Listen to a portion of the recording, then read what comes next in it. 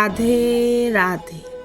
আজ আমরা শুনব শ্রীকৃষ্ণের এক অত্যন্ত অদ্ভুত এবং বিস্ময়কর কাহিনী। শ্রীকৃষ্ণ কেন অভিশপ্ত ব্রাহ্মণের দান গ্রহণ করলেন?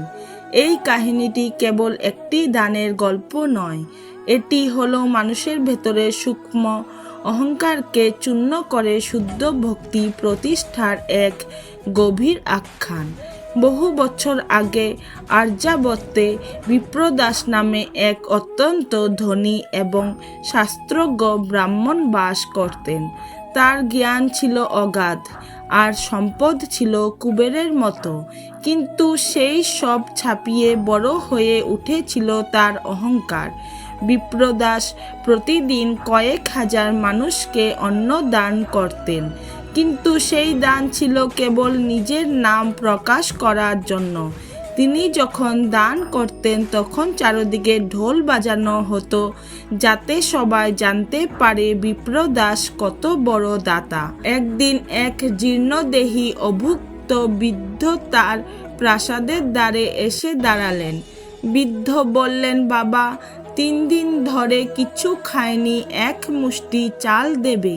বিপ্রদাস তখন সোনার থালায় রাজকীয় ভোজন করছিলেন। তিনি রেগে গিয়ে বললেন, দেখছ না আমি আহার করছি, অবেলায় এসে আমার ভোজন নষ্ট করলে? দূর হও এখান থেকে। বৃদ্ধটি ছিলেন ছদ্মবেশী এক সিদ্ধ ঋষি। তিনি শান্ত গলায় বললেন, বিপ্রদাস, তোমার অন্ন আজ বিষ হয়ে যাক। তোমার এই দম্ভের পুণ্য আজ থেকে ধুলোয় মিশে যাবে। যতদিন না তুমি নিজে সব থেকে প্রিয় কিছু নিঃস্বার্থভাবে দান করছো, ততদিন তুমি এক দুরারোগ্য ব্যাধিতে জ্বলবে। ঋষির অভিশাপ মুহূর্তেই ফলতে শুরু করলো। বিপ্রদাসের শরীরে শ্বেতি এবং কুষ্ঠের মতো ব্যাধি দেখা দিল। তার ব্যবসা ধ্বংস হলো, রাজপ্রাসাদ নিলাম হয়ে গেল। সমাজ যাকে তিনি অন্ন দিয়ে হাত করেছিলেন, তারা আজ তাকে দেখে পথ বদলে ফেলতে লাগলো। যে ব্রাহ্মণ এক সময় সোনার পালঙ্ক ছাড়া শুতেন না, আজ তিনি রাস্তার ধারে ধুলোয় পড়ে থাকেন। বহু বছর কেটে গেল। বিপ্রদাস বুঝতে পারলেন তার এই দশা কেবল সেই অহংকারের ফল। তিনি মনে মনে অনুতপ্ত হলেন এবং স্থির করলেন যেইভাবেই হোক তিনি দ্বারকার অধিপতি শ্রীকৃষ্ণের চরণে গিয়ে ক্ষমা ভিক্ষা করবেন। কিন্তু তার কাছে তো কিছুই নেই, কি নিয়ে যাবেন তিনি জগৎপতির সামনে? রুগ্ন শরীর নিয়ে বিপ্রদাস দ্বারকার দিকে হাঁটতে লাগলেন। পথে তিনি বনের মধ্যে একটি বুনো ফলের গাছ দেখলেন। প্রচণ্ড ক্ষুধায় তিনি সেই ফলটি পারলেন, কিন্তু ফলটি ছিল পুরনো এবং অর্ধেকটা পচা।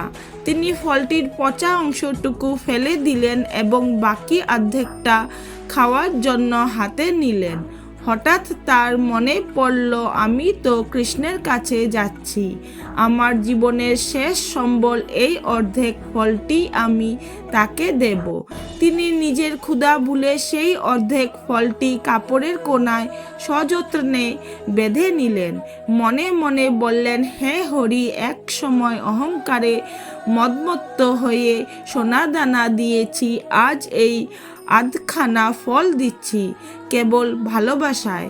তুমি কি এক অধমকে দেখা দেবে না?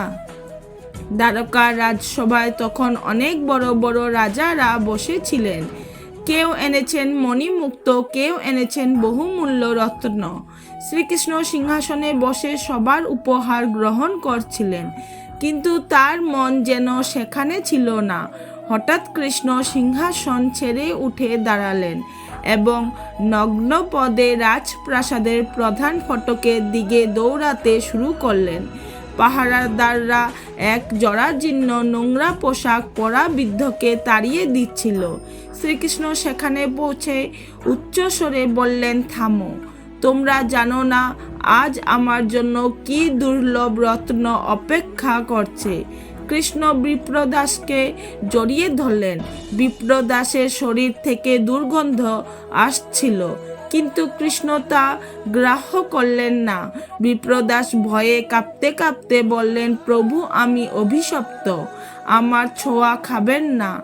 আমার কাছে দেওয়ার মতো কেবল এই আধখানা জংলি ফল আছে। শ্রীকৃষ্ণ সেই ময়লা কাপড়ের ভাঁজ থেকে অর্ধেক ফলটি বের করলেন। তিনি রাজসভা এবং রুক্মিণী দেবীর সামনে দাঁড়িয়ে সেই ফলটি কামড় দিয়ে খেলেন। কৃষ্ণ বললেন, আহ বিপ্রদাস, এই ফলের রসে যে তৃপ্তি আছে তা স্বর্গের সুধাতেও নেই। কারণ তুমি আজ তোমার জীবনের সবথেকে প্রিয় জিনিস, তোমার শেষ সম্বল এবং তোমার অহংকার, এই দুটি আমাকে দান করে দিলে। মুহূর্তের মধ্যে বিপ্রদাসের শরীর জ্যোতির্ময় হয়ে উঠল, তার সমস্ত ব্যাধি সরে গেল। কৃষ্ণ তাকে শেখালেন যে ঈশ্বর হাত থেকে কিছু নেন না, তিনি নেন হৃদয় থেকে। বিপ্রদাস বুঝতে পারলেন, হাজার মানুষকে দম্ভ নিয়ে খাওয়ানোর চেয়ে একজনকে প্রেম নিয়ে একটি শুকনো ফল দেওয়া অনেক বেশি পুণ্যের। এই কাহিনী আমাদের শেখায়, এক সময় দম্ভে অন্ধ বিপ্রদাস অনেক দান করলেও তার দানে ভালোবাসা ছিল না, তাই সেই দান ঈশ্বরকে স্পর্শ করেনি। কিন্তু যখন সব হারিয়ে তিনি সত্যিকারের অনুতাপ ও ভক্তি নিয়ে নিজের শেষ সম্বল অর্ধেক ফলটি শ্রীকৃষ্ণকে অর্পণ করলেন, তখন সেই সামান্য দানই তার মুক্তির কারণ হলো। দানের মূল্য বস্তুতে নয়, হৃদয়ের আন্তরিকতায়। অহংকার মানুষকে ঈশ্বর থেকে দূরে সরায়, আর বিনয় ও নিঃস্বার্থ ভালোবাসা মানুষকে ঈশ্বরের সবচেয়ে কাছে নিয়ে যায়।